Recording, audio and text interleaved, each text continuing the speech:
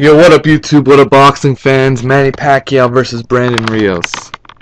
This is a fight that has fireworks written all over it. Manny Pacquiao, the Philippine superstar, coming back off of a knockout loss.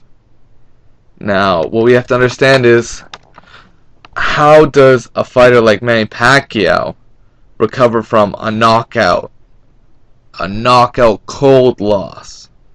It's very difficult, because we haven't really seen Manny Pacquiao have to recover from something like this before. We've seen him get cut in a fight. We've seen him, get hurt at times, but we've never seen him come back off of a cold knockout loss. Brandon Rios, however, I don't even think he's ever been knocked down. He's got a hell of a chin. He's got, punching power in both hands. And that power's got to be respected even at 147. This guy showed he had knockout power at 140 coming from 135. And he's a big dude as well. So, and Pacquiao's not that big,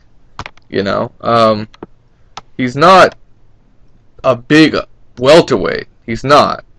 So, let's get this clear. These are two guys around the same size. Brandon Rios is a puncher, and one of the winning strategies I can see winning strategies for both guys. To be honest, you can argue for both guys, but the real question is how much does Manny Pacquiao have left? Is Manny Pacquiao taking this fight as serious as he should be? And what kind of game plan will Manny Pacquiao bring to the table? Because the more specific question is, does Manny Pacquiao still have his legs? In his last fight against Juan Manuel Marquez, he was forced to stand right in front of Marquez because his foot movement simply was not there after he got knocked down. It wasn't like the Manny Pacquiao that fought Antonio Margarito. It wasn't like the Manny Pacquiao that fought David Diaz. His legs have deteriorated over time. Tim Bradley showed better foot movement than Manny Pacquiao. Whether, Jim Lampley, hated to say it, Emmanuel Stewart complimented Tim Bradley on his effective defense and his movement around the ring. And you know what?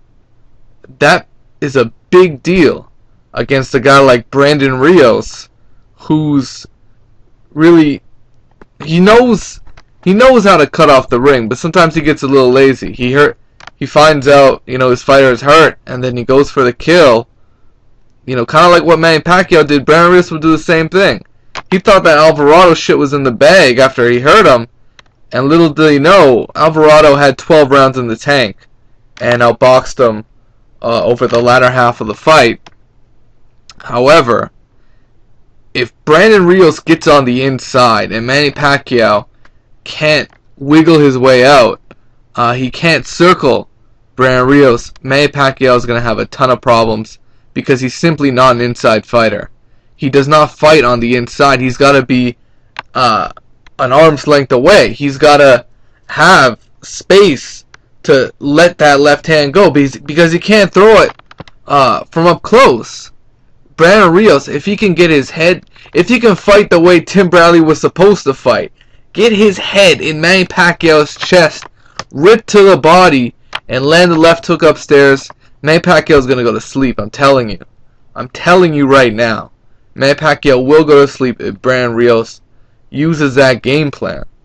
However, if Manny Pacquiao can jab and use his foot movement that may or may not be there, and let that straight left hand go off of a clean jab, he's gonna destroy Brandon Rios. So it goes both ways. It depends what you like and what you see, but it all depends on Manny Pacquiao, because Brandon Rios is always Brandon Rios, right? So overall, I'm gonna pick Brandon Rios by knockout. I don't think Manny Pacquiao's legs are what they used to be, and I think he's deteriorating as a fighter. And I don't think he's going to be able to recover from that type of loss. That's my prediction on the fight. I think Brandon Rios will pull off an enormous upset when Manny Pacquiao might get caught up in a war that he's too old to fight. Let me know what you guys think. It is what it is.